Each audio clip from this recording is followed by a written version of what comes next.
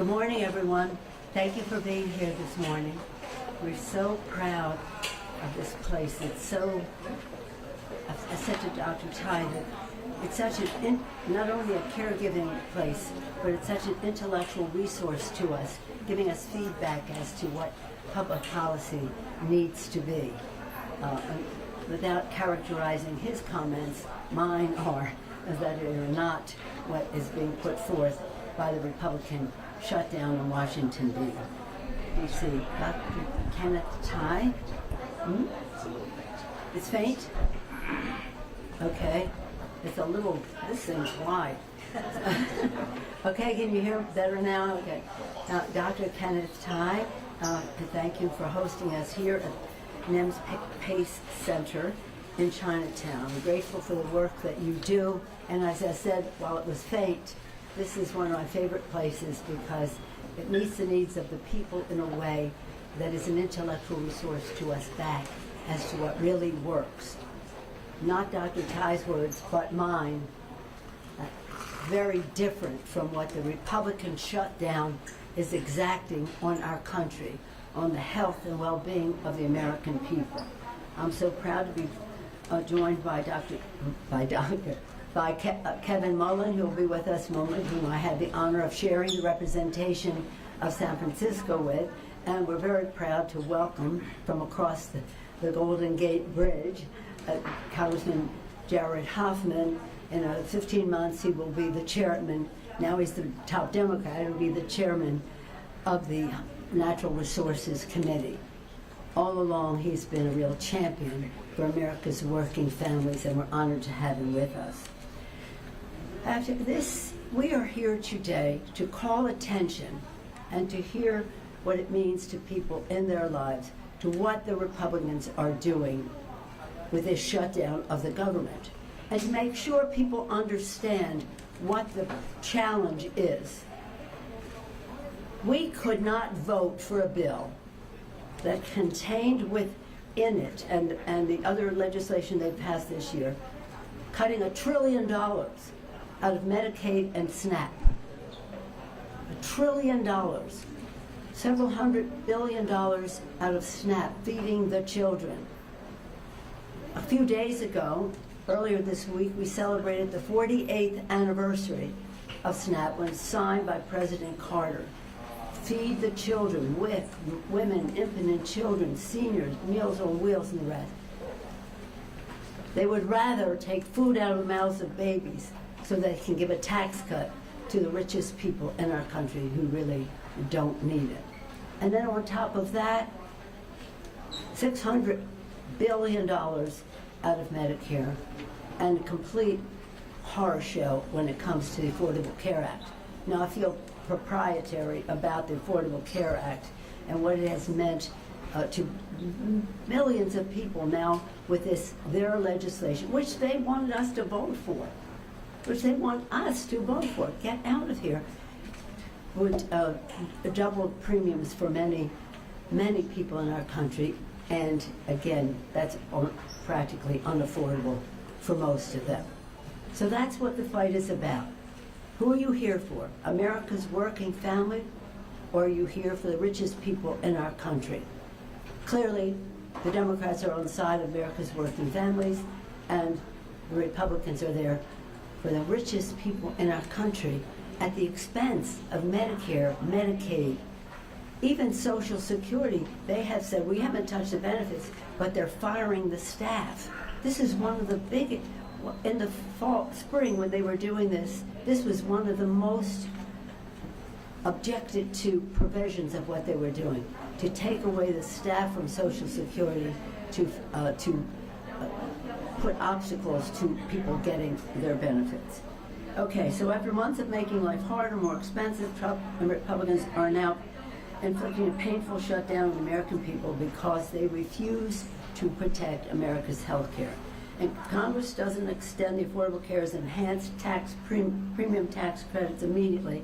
Hundreds of thousands of families, now we're talking about California only, will lose their health care. Millions more will see their costs skyrocket, including 1.7 million families in California. Working families already getting invoices about skyrocketing costs. They were going out the 1st of October. Current estimates show Americans would see their out-of-pocket premiums increase by over 100% if Republicans refuse to act. Republicans acted quickly to pass tax cuts for their billionaire buddies by July 4th. Oh, that was big, 4th of July, Liberation Day. We're giving money to the high end, taking it from the poor. Reverse Robin Hood. Where's Republican urgency to lower health care costs for families, farmers, small business owners, and veterans? Our veterans are taking a big hit in this as well. Democrats are united. Would you say? I think so. We were in our caucus just so proud of our leader, Hakeem Jeffries, going in there making the case for the people. Democrats are united. We want to quickly reopen government while addressing the Republican health care crisis and lowering health care costs for working families across America. Donald Trump and Republicans must quit trying to make the shutdown even worse and instead come back to the negotiating table so we can reach a bipartisan agreement to open up the government. Now, just so you understand, we passed the Affordable Care Act. We knew, and when we did it, we had to make a fight in the country. And we said we're not going away until we pass this legislation. If there's something in the way that's blocking it, we'll push open the gate. If the gate doesn't open, we'll climb the fence. If that doesn't work, we'll pole vault it in. If that doesn't work, we're going to helicopter parachute in. When we passed the bill, this press said, which one did you do? I said, well, what we did is we pushed open the gate because the American people were with us there pushing open that gate. The courage of our members, but the mobilization of the people. And so when, what's his name said when he was became president in 2017, it was inaugurated in 2017, the Affordable Care Act sucks. Forgive me, but I'm just quoting the leader of the free world. The Affordable Care Act sucks. We said, no, it doesn't. It cures. And we had 10,000 events around the country where people told their stories. We've had this conversation among ourselves, told their stories.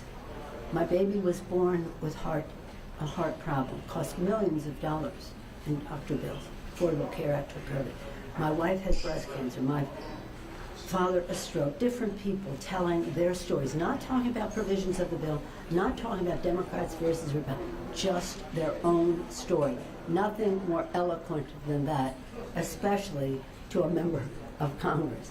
So again, this is what we're doing. We're mobilizing throughout the country, again, to make sure the public's voice is heard on this, and that the Republicans in Congress know that the public is on to what they are doing. And so in that spirit, we're expecting, oh, he's here.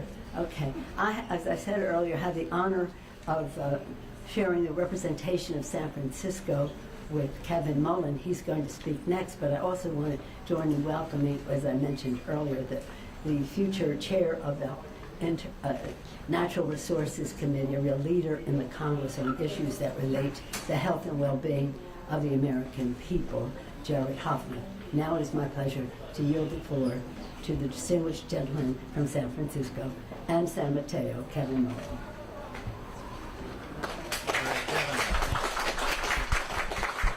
Thank you, Speaker Emerita Pelosi, for bringing us together this morning. Your continued leadership in our Democratic caucus and California delegation is so very appreciated, and the person who made the ACA a reality in this country. My House Democratic colleague tonight just got back to check in our districts. Unfortunately, House Republicans did not show up for work this week in Washington, D.C. Republicans control the House, the Senate, and the White House. This is their shutdown. They've chosen to shut the government down. A constituent called my office just this week and said they're scared their wife will die, that is a direct quote, if she loses access to her health care because of what's happening right now. People's lives are at stake here. This fight is about protecting your access to affordable health care. I serve on the House Energy and Commerce Committee, which has oversight over federal health care.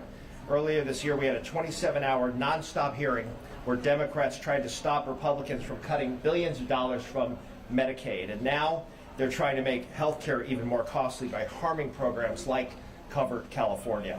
Republicans want to strip away coverage from 15 million people, including 28,000 people in my 15th congressional district. Trump's plan will make health care more expensive for everyone, with some seeing their costs rise over 600%. This fight is the height of hypocrisy. The Republicans and Trump already saddled America's children and grandchildren with $4 trillion in additional debt on the national debt to fund tax cuts for the wealthy, and now they want you to pay even more for your health care. It is quite appropriate for us to be gathered here today at NEMS, an organization that truly cares about the health of our communities. NEMS is set to open up a facility in my hometown of South San Francisco. I'm so grateful for the incredible work that they do. The American people deserve a federal government that works for them. They deserve a functional system. We all deserve better. I urge Republicans to come to the table and support a fair, bipartisan budget and reopen the government. And with that, I'm pleased to turn it over to my colleague, our leader on the Natural Resources Committee, somebody who so ably represents Marin County, my colleague, Jared Huffman. Thank you. Thanks, everybody. Thanks, Congressman Mullin, and thank you, Speaker Pelosi, for your leadership over many years and your leadership in this moment. I want to thank the providers and the experts and the community leaders that do such excellent work here in this clinic, and I think it's appropriate that in a moment where Democrats are taking a stand to stop the cuts, to save health care, that we're gathering in a place that is on the front line of the impacts of what will happen if we continue over this health care cliff that Republicans have created for this nation.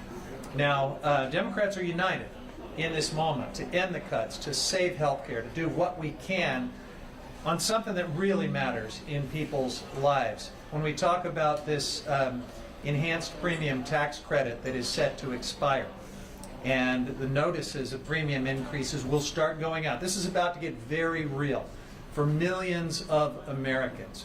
Apparently it's not yet real for the White House, not yet real for congressional Republicans. They're still goofing around with AI memes with sombreros, and they're on vacation while Democrats were back in Washington this week trying to do work. But it will get real when these notices go out. In my district alone, I have 37,000 people that use this enhanced premium tax credit. That lets them have health insurance because of what we did for them. And earlier this week, when we gathered on the Capitol steps without any Republicans, we heard some real-world stories about what this means for people. We heard from a part-time community college professor who has a cancer diagnosis and has medication that costs thousands and thousands of dollars every month. There's no way he could afford that. There's no way he could avoid terrible choices for himself and his family if that tax credit were allowed to expire, because what that means for him and for 37,000 people in my district and millions more around this country is that their premiums in some cases will double or triple. And that's something that I think calls all of us to just think about, who do we serve? What do we care about? Republicans have sort of answered that question with their big ugly bill that makes unprecedented cuts to our healthcare safety net in order to fund trillions of dollars in tax giveaways to people who don't need it, to the billionaires, to the biggest corporations. We're taking a stand today to say enough. We are not going to continue to allow this. This is not normal. And folks, make no mistake, what's going on right now with the president's antics, which with his totally political manipulation of this government shutdown, is an attempt by a strongman dictator masquerading as a president to bully all of us into submission. Those of you on the other side of those cameras and microphones and notepads, he's trying to bully the free press into submission. He's trying to bully all of the institutions that are the connective tissue of democracy into submission. And we have never in the history of this country, I think, seen anything quite as cruel and heartless and disturbing and un-American as what we are seeing in this moment. So Democrats are taking a stand. It is about health care for millions of Americans, but it's also about the bigger moment of saying that we will not continue to normalize and greenlight this deeply destructive, un-American thing that is happening in our name. And with that, I'm going to hand it back to Speaker Pelosi.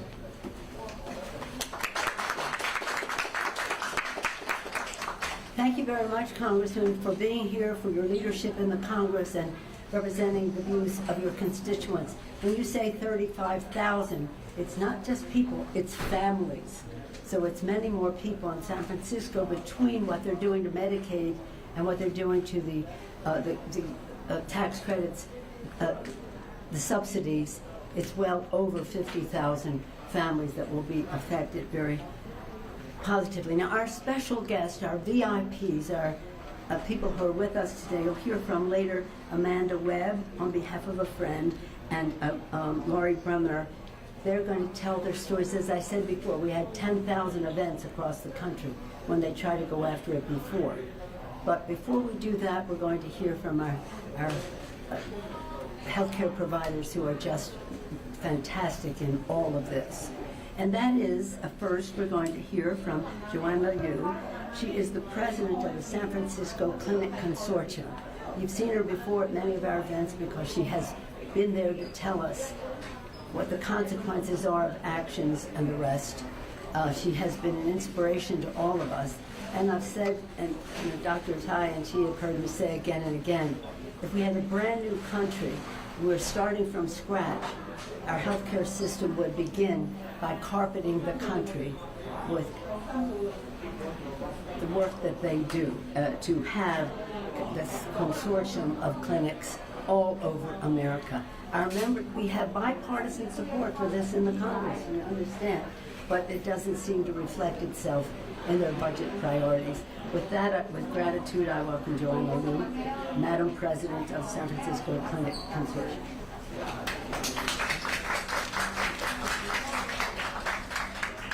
Good morning. At our 12 San Francisco Community Clinic Consortium member clinics, including NEMS, where we are today, we focus on one thing above all else, our patients. Like community health centers across the nation, we care for people in every stage of life. Children needing school immunizations, adults trying to prevent diabetes and heart disease, and seniors trying to manage their chronic conditions. Together, we provide primary, mental, and dental health care and other essential services to over 110,000 low-income San Franciscans.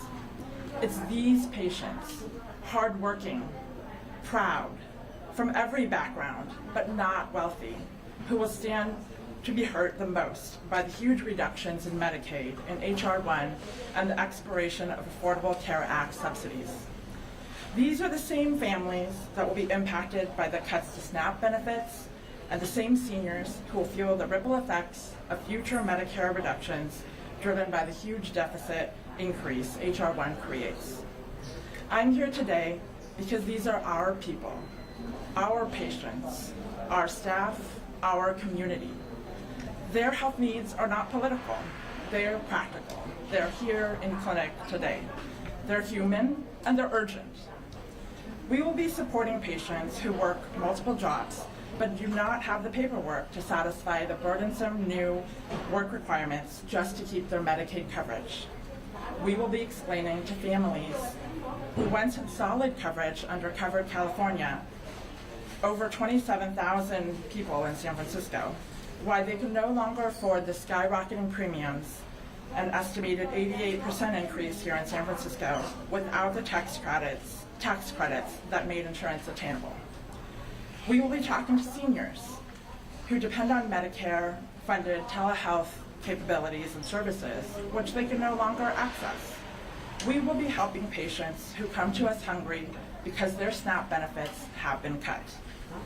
We cannot look our patients in the face and tell them that after 15 years of hard-won progress, that we're moving backwards. That is why we're proud to stand here today with Speaker Emerita Pelosi, Congressman Mullin and Huffman, to call on Congress to keep healthcare funding a top priority.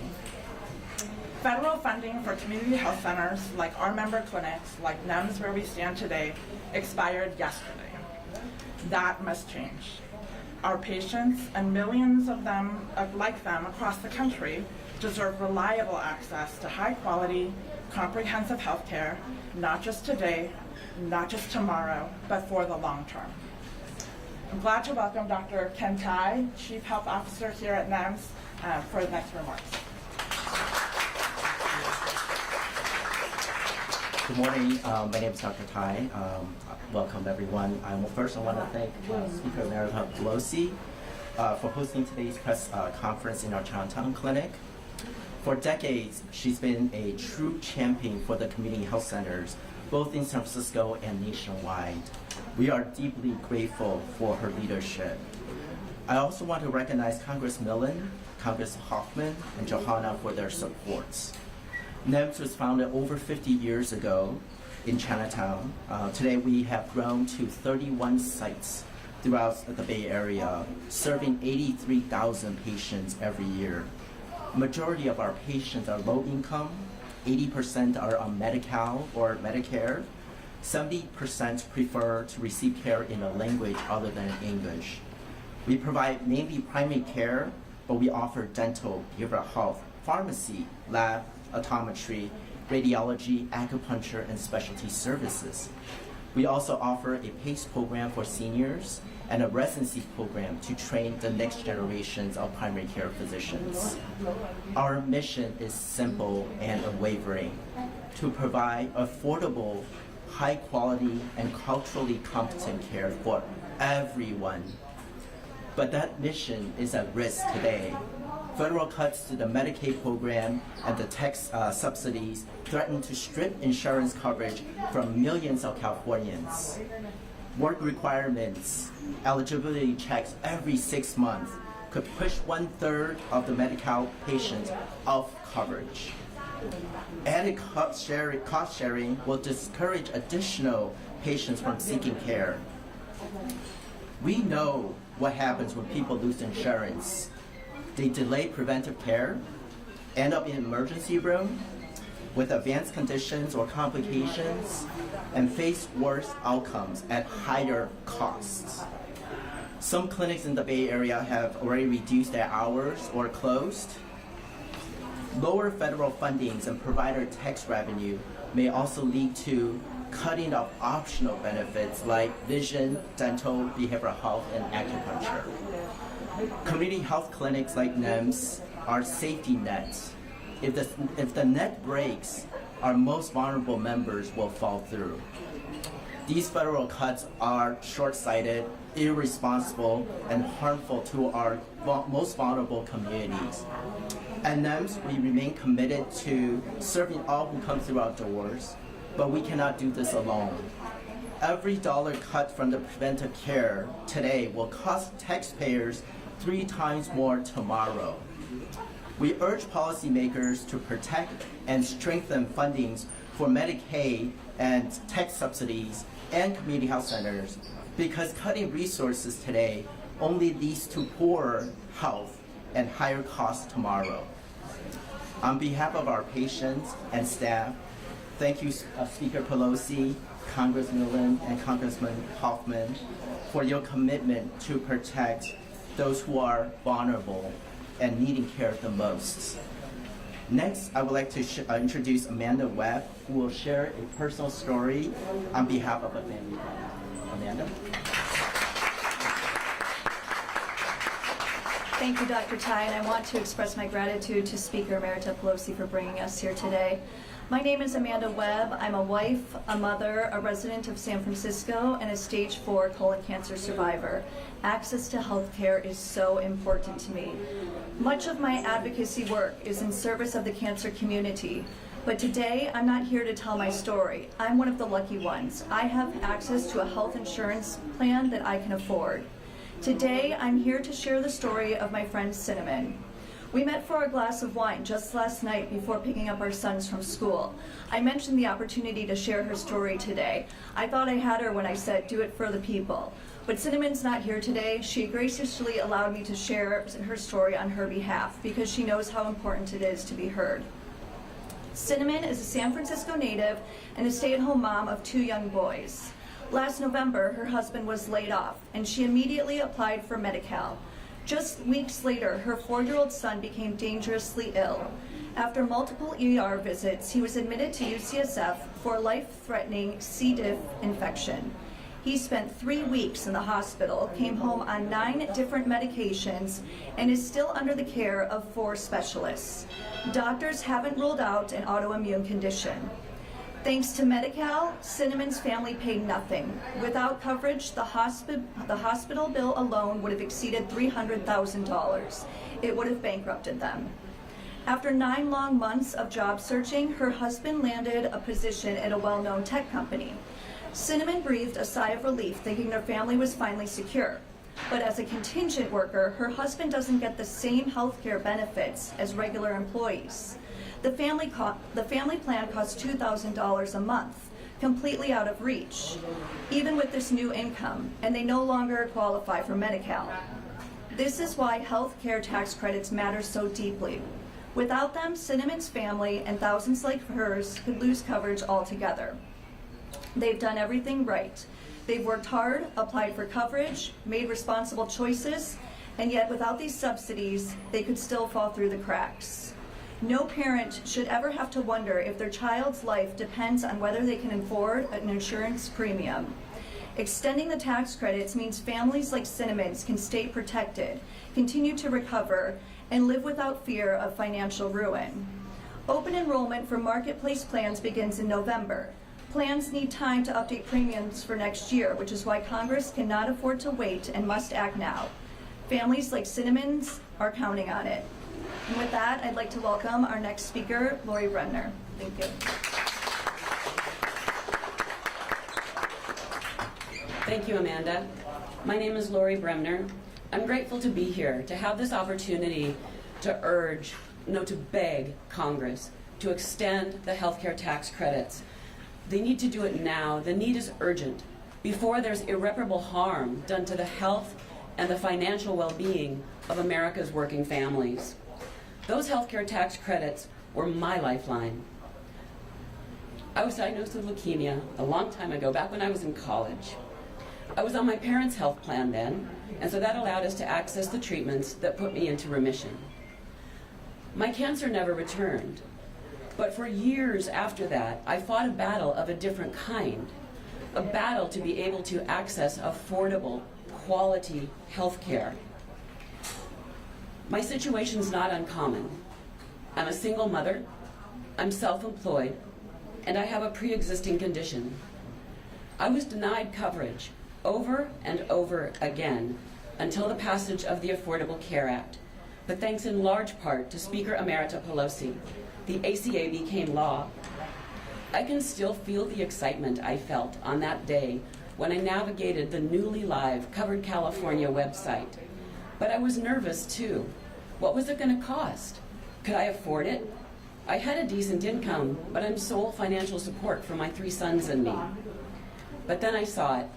I qualified for a significant tax credit. With that tax credit, the premium was affordable for me. That tax credit was life-changing for me and for my family.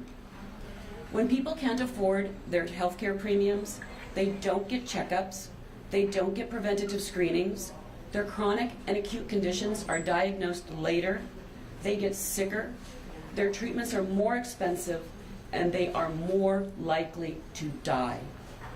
Over 4 million people are set to lose their lifeline to those tax credits if they're not extended.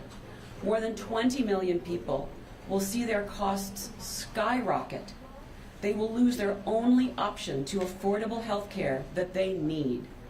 Now is the time for Congress to act. This is not a field on which you can back down. We are counting on our elected officials to put the health of working families first.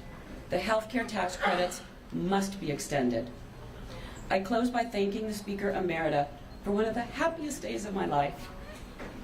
That was when I clicked the submit button at Covered California, and I was able to afford individual coverage for myself and my family for the first time in my life, and I wasn't even asked if I'd ever had cancer. Thank you.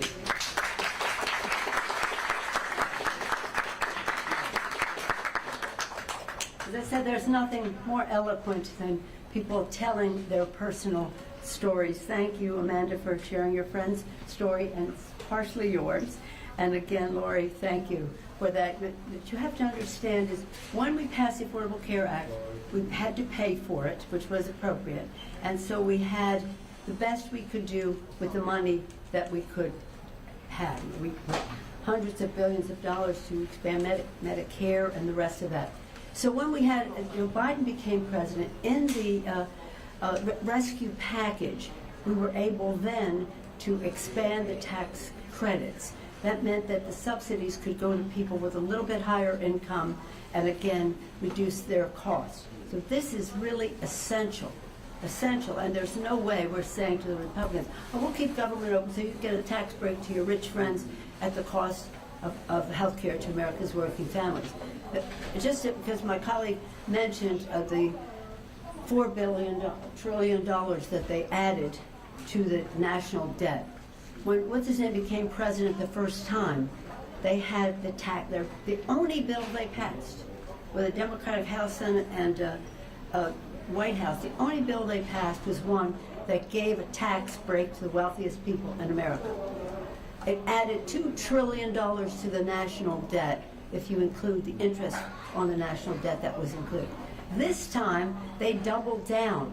They have nearly, $4 trillion. So their leadership has added $6 trillion to the national debt for our children to pay, our grandchildren to pay over time, so they could give a tax break to the high end. A budget should be a statement of our national values, what we care about, what we have in our budget, as we prioritize. That is simply not the case in this case.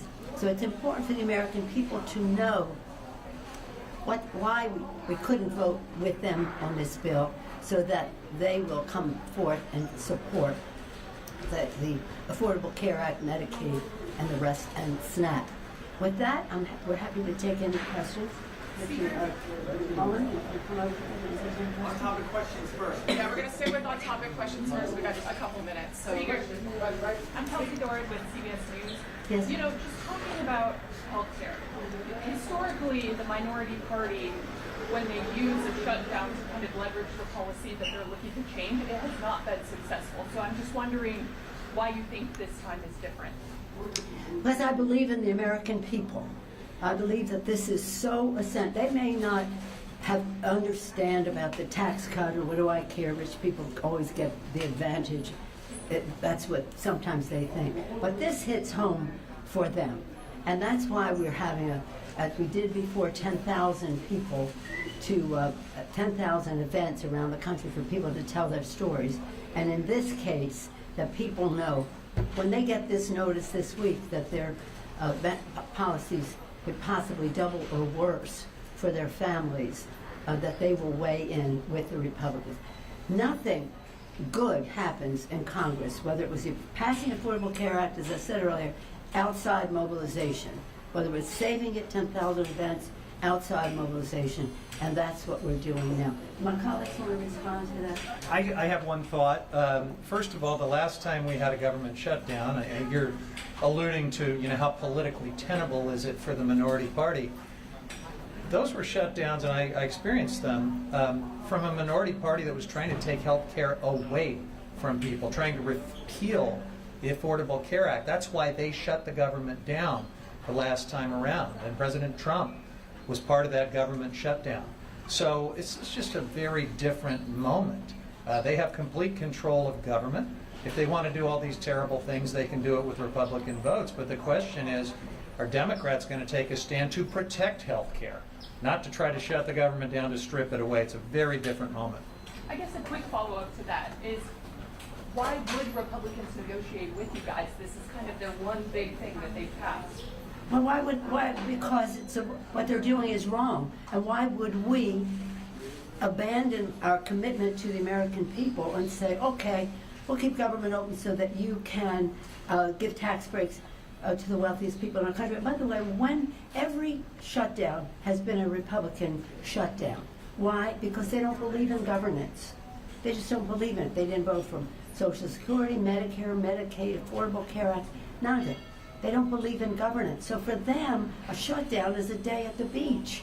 They love it. No government. And when we had, not the last one, the president, the last one under Trump, he was 35 days.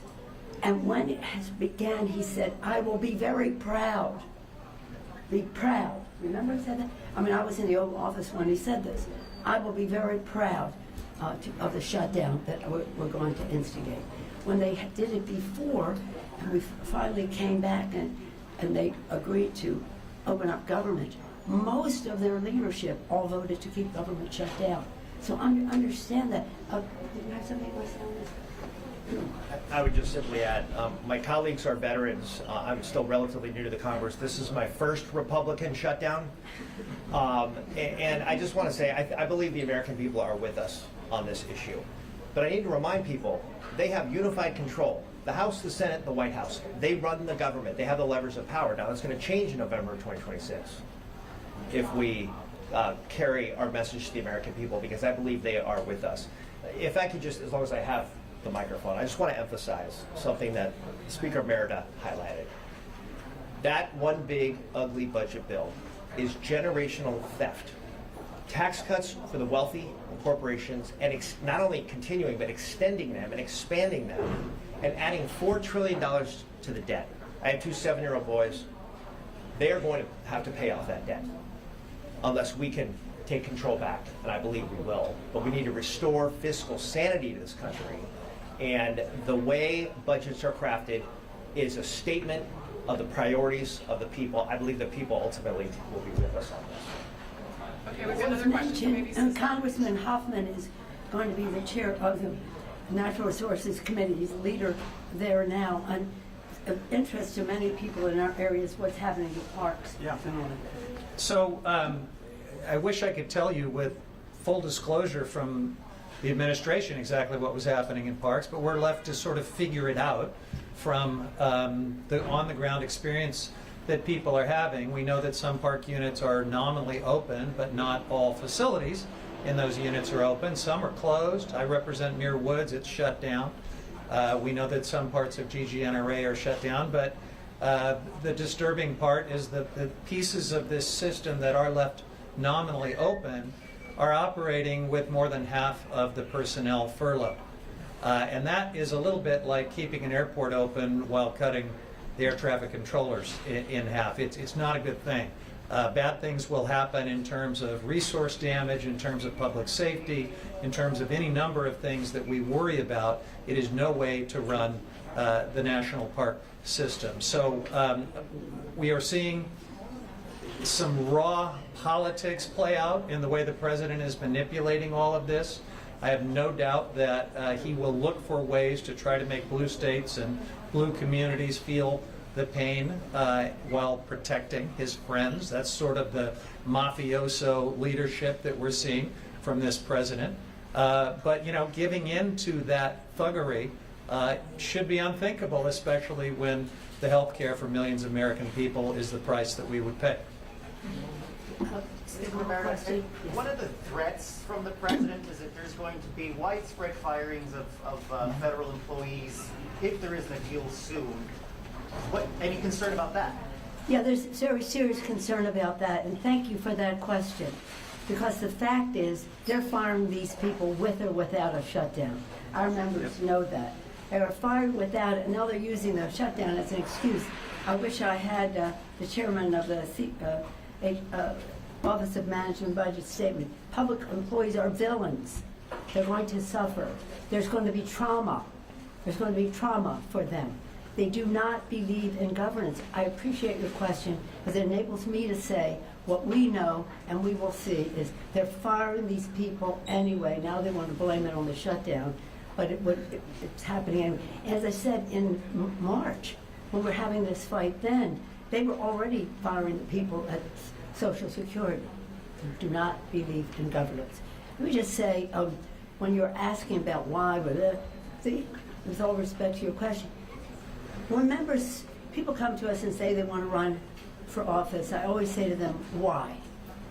Know your why, right? We hear this all the time. Know why, because this is a big sacrifice to your family and this or that. Know your why. My why is 1 in 5 children in America lives in poverty and goes to sleep hungry at night. So my judgment about anybody I'm interacting with, whatever level of government is this, are you hurting the children?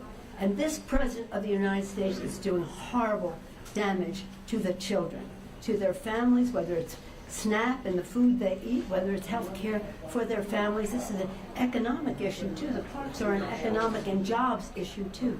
So this has a terrible effect on our country. Terrible effect on our country, and this is a values debate. As I said, a budget should be a statement of our national values. This budget issue that they're bringing up is certainly not. In fact, to the contrary. To the contrary, it's very harmful. Quick follow-up, we're on day 2. The last one lasted 35 days. Yes. How long are y'all willing to hold out? What a question. It's interesting your perspective on this. We are not voting for anything that takes away health care from America's working families, whether it's by overturning the subsidies of the Affordable Care Act, whether it is hundreds of billions of dollars for Medicaid. Let me just say this on the Medicaid thing, because Amanda, no, you mentioned both of our guest references. What they're saying in D.C. is, I think these people, if they don't work, they shouldn't have Medicaid. Then they go to work and they make too much money to be on Medicaid. And that's a big win for them. We got rid of them on Medicaid, and that's not just simply not right. Because many of the people that are not working, or they're taking care of children or an elderly person, if there's a few that should not be there, let's see what that is. But don't say, you go to work, because the minute you make a little more money, you're off the program. Any comments from any of our guests on any of this? No? Yes? Okay. Well, thank you all. Madam Speaker, what's your message to Americans, to federal workers who are going to have to be going without pay while these negotiations play out? Well, quite frankly, the message is from them. Yeah. Is from them. Yeah, Isn't that right? exactly. Wait, do you want to speak to that? Oh, no, we're hearing loud and clear from these federal workers who are traumatized. You know, when Russ Vought said he wanted federal employees to be traumatized when they go to work every day, what kind of creepy, cruel monster even thinks that way, let alone says it as the head of Office of Management and Budget? Well, it's working. I mean, these folks are traumatized, and many of them have already been let go. So we are hearing from them loud and clear to not normalize this, to not give in, to stand and fight. And it is really for them, in large part, that we are standing our ground and fighting right now. And, because you asked that question, may I just say, we have such high regard for our federal workers, many of them in our area here, but across the country. They're there to do the work for the people, and they should deserve much more respect than this administration gives them, and the Republicans have given them in the past. Whether we're talking about Social Security or our parks or health care, in every area of governance, our federal employees deserve to be exalted, not traumatized. Thank you all very much. One last question. The Trump administration has alleged that Democrats' proposal would allow California to continue a loophole, and I'm quoting here, to exploit a loophole to fund Medicaid for undocumented immigrants. Any elected officials to respond to that allegation? You're my turf now. This is my wheelhouse. I write most of these bills. The federal government does not, and no federal dollars are spent on people who are undocumented. Thank you. Thank you.